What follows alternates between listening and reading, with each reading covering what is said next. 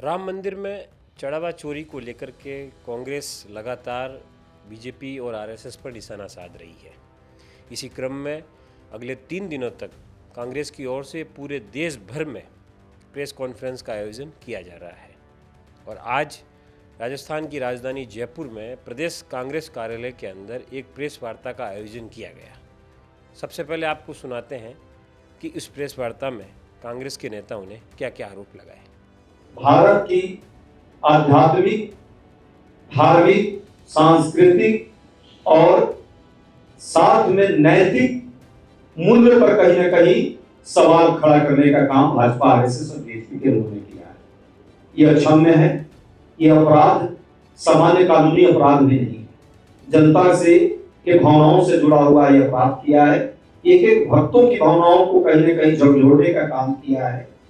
और सबसे बड़ा दुख का कारण यह है कि जिस मंदिर की नाम पे जो सियासत वर्षों तक की गई, 3 दशक तक आप सबने देखा कैसे भावना भड़काओ और सत्ता पाओ की राजनीति करने वाली भाजपा प्रभु राम के नाम पे सियासत की, सत्ता भी पाई और अब हद ये हो गई राम नाम जपना और चढ़ावे का माल अपना। जिस तरह का कारनामा हुआ है, इस पर संवेदनशीलता और पारदर्शिता के साथ पूरा देश चाहता है कि कार्रवाई हो। आप सबने देखा कार्रवाई के नाम पे एक औपचारिकता पूरा करने का काम उत्तर प्रदेश की सरकार, डबल इंजन की सरकार वहां है कि एसआईटी बनाई। ये एसआईटी नहीं है, ये एलआईटी है, लिपापोती इन्वेस्टिगेशन टीम। एलआईटी के माध्यम से अपने आरएसएस, वीएचपी के जो लोग इस ट्रस्ट में हैं उनको कहीं ना कहीं बचाने का एक साजिश हो रहा है। सार्वजनिक पटल पर आ गया कि चोरी हुई, बड़े मात्रा में चोरी हुई, कई दिनों तक चोरी हुई, बावजूद भाजपा, आरएसएस और बीएचपी के लोगों ने जो प्रयास इस चोरी को रोकने के लिए किया जाना चाहिए वो नहीं किया। राम मंदिर चढ़ावा चोरी को लेकर के योगी सरकार लगातार एक्शन ले रही है। सबसे पहले एसआईटी बनाई गई। एसआईटी की ने जो शुरुआती जांच रिपोर्ट प्रस्तुत की, उसके आधार पर जो चंपत राय और अनिल मिश्रा, गोपाल राव, तमाम जो लोग थे उनके इस्तीफे लिए गए। इसके अलावा करीब करीब 8 से 9 लोगों को अरेस्ट किया गया जो मंदिर में चढ़ावा से जुड़े कामकाज को देखते थे और उसके सबूत भी मिले और तमाम प्रकार की कार्रवाई फिलहाल चल रही। लेकिन समझ से परे ये है कि कांग्रेस जो है लगातार इस मुद्दे का राजनीतिकरण कर रही है। अब आपको मैं बता दूं कि जिस प्रकार से कांग्रेस का जो रवैया रहा है आज़ादी के बाद से ही हिंदू और हिंदुत्व को लेकर के, वो कहीं ना कहीं विवादित रहा है। कांग्रेस की हमेशा से तुष्टीकरण की राजनीति रही है। कांग्रेस मुस्लिम वोट बैंक को रिझाने के लिए कहीं ना कहीं हिंदू तुष्टीकरण का काम करती आई है और इसी क्रम में इसकी शुरुआत जो है 1949 में होती है। 1949 में जब जवाहरलाल नेहरू देश के प्रधानमंत्री होते हैं, उस समय की एक घटना का जिक्र मैं आपके सामने करना चाहता हूँ। 1949 में बाबरी मस्जिद के अंदर रामलला प्रकट हुए और जब रामलला प्रकट हुए तो जवाहरलाल नेहरू उस समय के तत्कालीन प्रधानमंत्री, उन्होंने उत्तर प्रदेश के मुख्यमंत्री गोविंद वल्लभ पंत को आदेश दिया कि बाबरी मस्जिद से रामलला की मूर्तियां हटाई जानी चाहिए। हालांकि अयोध्या के तत्कालीन जिला कलेक्टर के नायर ने धार्मिक उन्माद फैलने और धार्मिक भावनाएं आहत होने को लेकर के ये फैसला नहीं किया और मूर्तियां जो है वहीं पर रखी गई, यानी बाबरी मस्जिद के अंदर ही मूर्तियां रही। इसके बाद सोमनाथ का मंदिर का जब निर्माण हो रहा था, तब भी कांग्रेस के तत्कालीन जो प्रधानमंत्री थे जवाहरलाल नेहरू, उन्होंने विरोध किया और उन्होंने इसको हिंदू पुनरुत्थानवाद की संज्ञा दी। उन्होंने कहा कि हिंदू पुनरुत्थानवाद किसी भी कीमत पर नहीं होना चाहिए और शायद यही वजह थी कि सरदार पटेल और जवाहरलाल नेहरू के बीच इस मुद्दे पर जो है हमेशा बहस होती रहती थी। सन 2007 में सेतु समुद्रम परियोजना कांग्रेस लेकर के आई।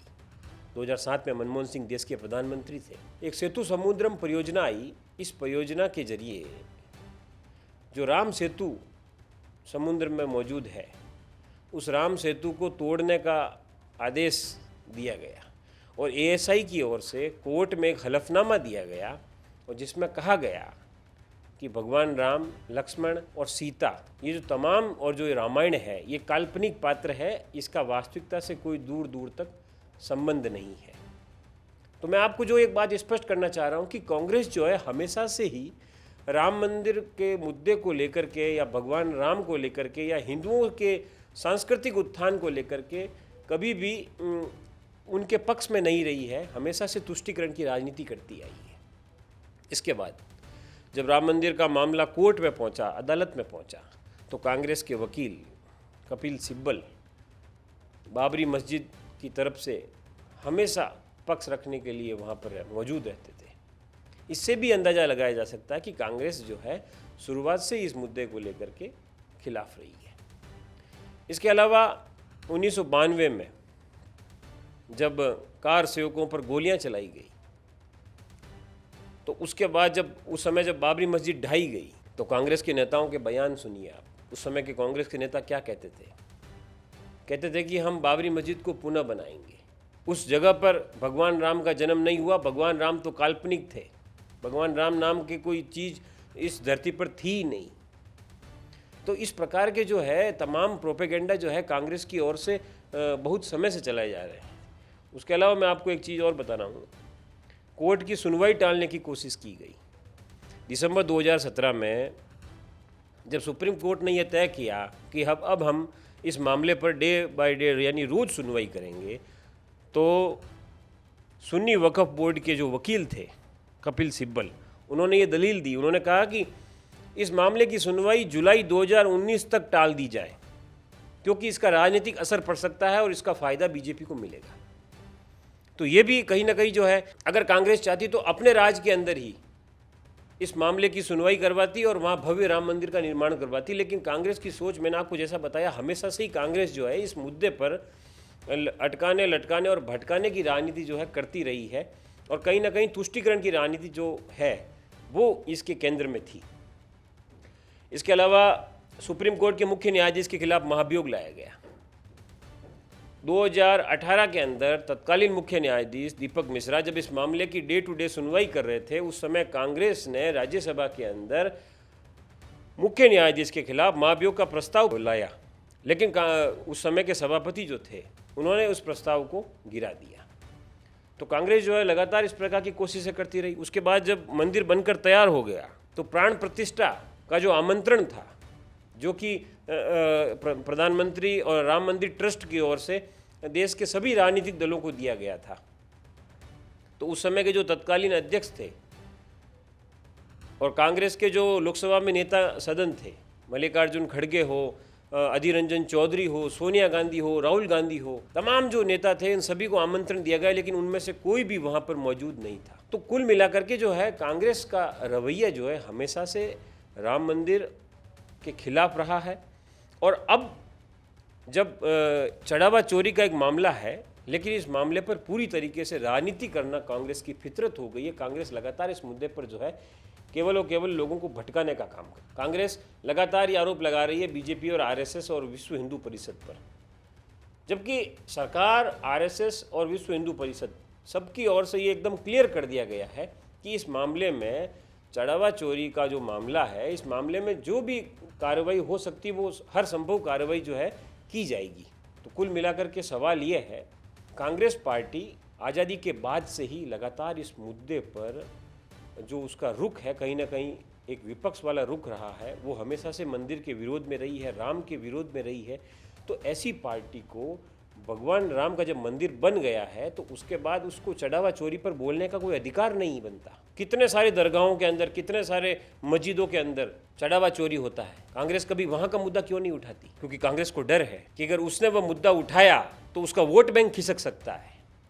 और इसी वजह से कांग्रेस जो है इस मुद्दे का लगातार विरोध कर। दूसरी तरफ राम मंदिर का विरोध क्यों कर रही है?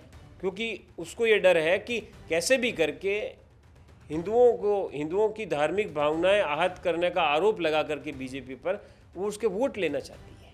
तो कुल मिलाकर के जो पूरा का पूरा जो मामला है वो कहीं ना कहीं तुष्टीकरण से जुड़ा है। आज से आज तक कांग्रेस मुस्लिम वोट बैंक के लिए जिस प्रकार के कदम उठाती आई है, जिस प्रकार की पॉलिटिक्स करती आई है, कांग्रेस पार्टी वक्फ कानून पर क्यों नहीं बात करती?